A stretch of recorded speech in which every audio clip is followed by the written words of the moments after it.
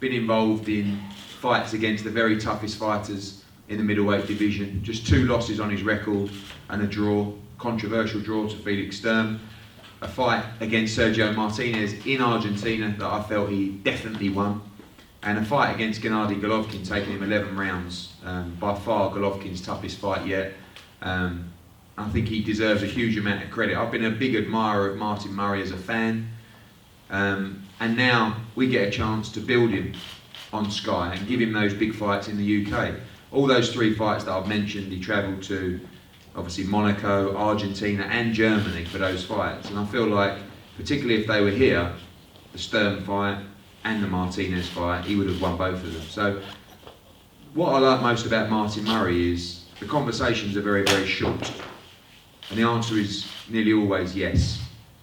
You know, when we had our chat last week, we had a 10 or 15 minute chat. He knew what we had to do. We had to get him back on a big platform, let people see him again. But also, he has the ability to be in huge fights at 160 or 168 pounds. We're definitely not limiting ourselves to 160 pounds. But the fights out there at 168 pounds domestically are breathtaking. You know, I said to him, what do you think about the James DeGale fight? Yeah, I'll have that. Obviously, if George Groves wins the world title, what do you think? Yeah, I'll have that. Now, what do you think about the Chavez fight? Yeah, I'll have that.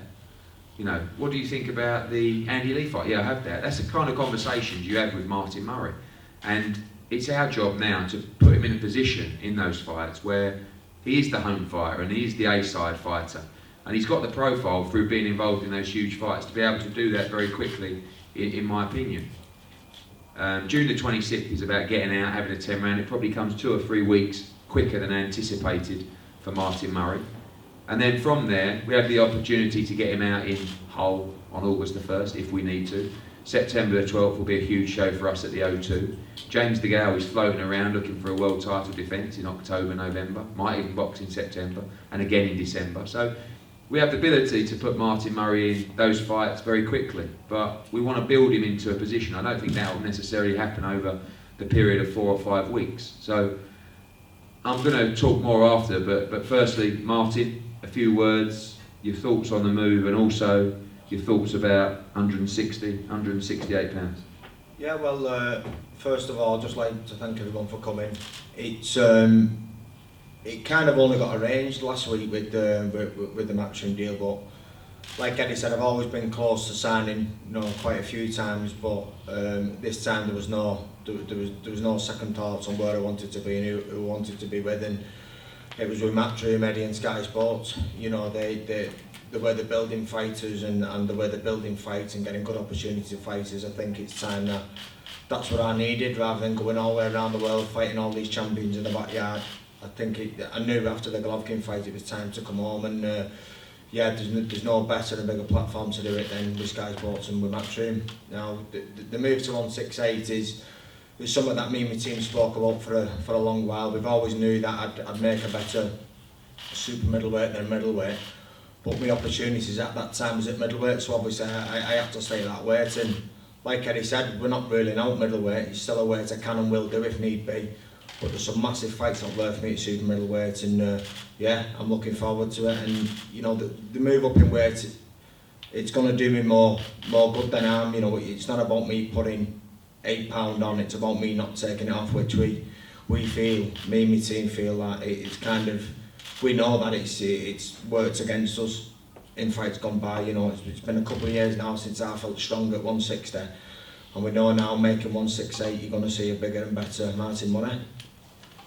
Sitting here as a fight fan, Martin, got so many questions that I want to ask you. I'm sure the media have asked, but I'm going to ask them as well.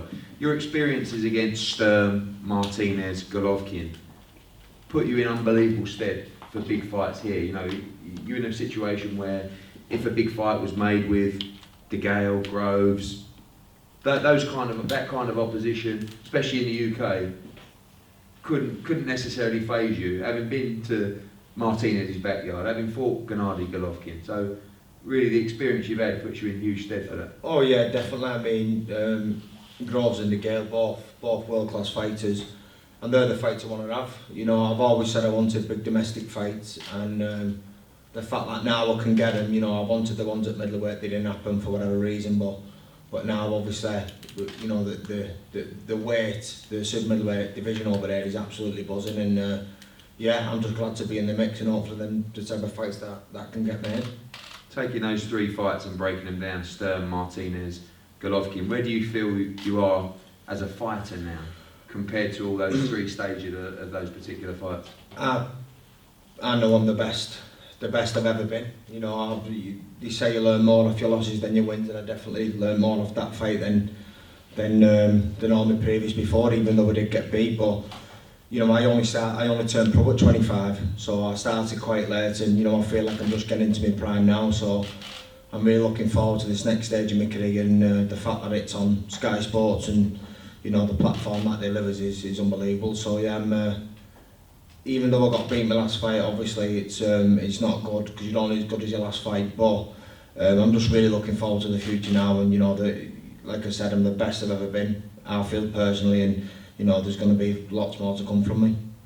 Obviously, up at super middleweight, James DeGale is world champion. George Groves could become world champion. How do you feel you perform in those fights? I mean, obviously, you've definitely got the better resume in terms of, you know, opposition, but both fights you fancy. Obviously DeGale, different kind of fighter to Groves.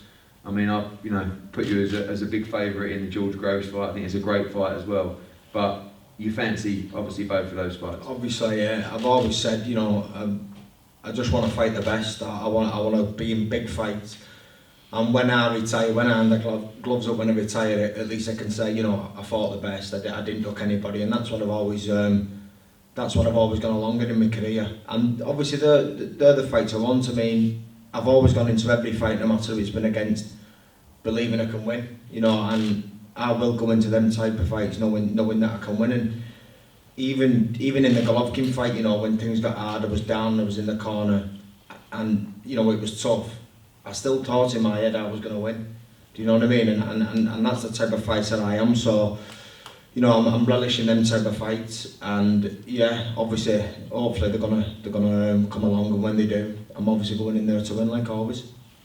Good stuff. Obviously, that super middleweight division at the moment, just to talk briefly about that, at world level, you've got James DeGale on the back of a fantastic win against Andre Durrell. George Groves challenging Badu Jack in September, and not just that, Paul Smith out fighting against Andre Ward on June the 20th. Carl Froch, future still undecided. Rocky Fielding fighting Brian Vera. You know, Rocky's very close with Martin and a stablemate with Oliver Harrison. And also Callum Smith, who's fighting Christopher Abrass. So in terms of the domestic scene, by far the hottest division of all of them, and one that carries at least one world title, potentially 2. So we're very excited moving forward. Obviously June the 26th is the first step. We wanted to bring Martin down here today. He's got a lot of media work today and tomorrow with Sky. And the journey starts on June the 26th. Already a number of approaches in the last sort of 3 or 4 days for huge fights for Martin Murray all over the world. But the key right now and the focus is to remain in the UK, to build him here. Obviously he's got huge links with St Helens Rugby Club, and a quick thank you to Andrew McCall as well, Martin's manager, who, you know, we have the dream to go to St Helens Rugby Club, and I know they all feel that it would fill up quite quickly. For me, we can do that, no problem, but we have a job to do first, to build Martin, let him fight in the UK market, let him enjoy the fights here in the big nights, and there'll be a world title fight for Martin in a minimum of the next 12 months, that's for sure, and I'm looking closer to 8 to 10 to 12, because I think he's ready for the world title fights right now. It's just a case of getting him in a position and making sure that he's commercially in a position to benefit from those fights, rather than just take a fight as a challenger. And he's coming around at a great time for British boxing. On the back of the May the 30th show, another world champion, Kevin Mitchell, in a great fight.